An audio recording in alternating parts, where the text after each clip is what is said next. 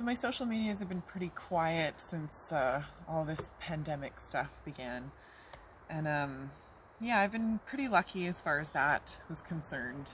And so I kind of took this as a bit of a time for myself. I'm not very good at being selfish. In some ways, I'm an only child, so in some ways I'm very good at being selfish, but in a lot of ways I'm not very good at being selfish. And yeah, it was really time for me, as some of my videos discuss, as a survivor of assault, sexual and otherwise.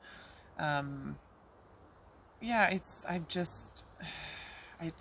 been a long time. I've definitely had some PTSD stuff, and I don't feel like my case is unique. I hate saying that, but it's so unfortunately true. I think that far too many women, especially women of color, deal with these issues in our society.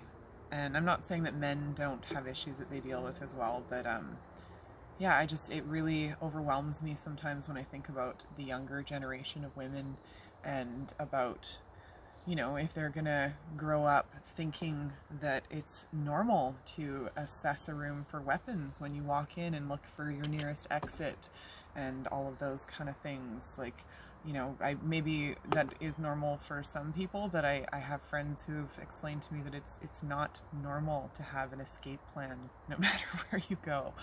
That is a side effect of PTSD. And yeah, so I don't know, I've had some really different feelings throughout all of this, and I haven't really written a lot. I'm one of those weirdly disciplined people. I think that's part of the reason that I've done okay through a lot of the things that I've been through in my life, but I'm pretty disciplined, so I do write every day, but I haven't really been producing anything that I felt was worthy of much sharing. But I finally wrote something kind of about the pandemic and just about my own experiences, and a friend of mine encouraged me to share that with you, and I think they're right, because it's been a while since I've shared anything. So here it is. I don't know what it's called yet. I'll figure that out eventually. I think I've finally forgotten how to feel. When this COVID thing first started, I didn't panic because I have already lived in fight or flight mode for what feels like eons.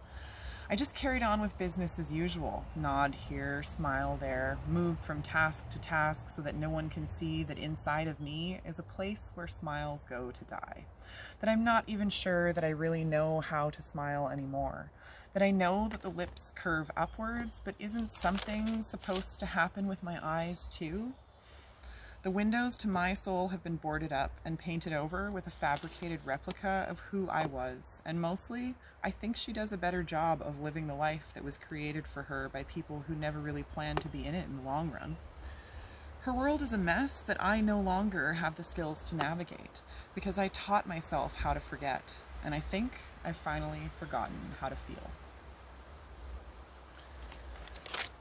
So yeah, that's kind of been my pandemic experience, and yeah, just dealing with that. And I hope it's not relatable for too many people, but if it is and it helps anybody in any way, I think that's great.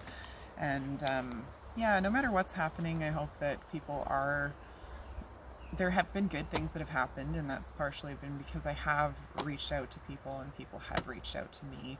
And also I have, if you're on my Facebook or my Instagram, you've seen pictures of my adorable little orange cat, and he definitely keeps me connected to something. And that's I guess my whole point is that in spite of all of this, the connections are really important, and it's really important. I guess what I've been doing is working on remembering how to feel. I didn't even realize that that was something that I'd kind of forgotten how to do until I sat down one day feeling like I wanted to cry and just couldn't. And I'm pretty good at crying, if you know me. So anyway, I'm gonna stop rambling now, and yeah, I don't know what else to say. I hope you guys enjoyed that, and definitely expect more from the Panoptical poet in the future. This whole not being allowed to gather thing puts a real damper on a poet's way of life, but I'm definitely not giving up, because poetry is just a part of who I am. And yeah, so enjoy. I'll see you guys all soon. Take care.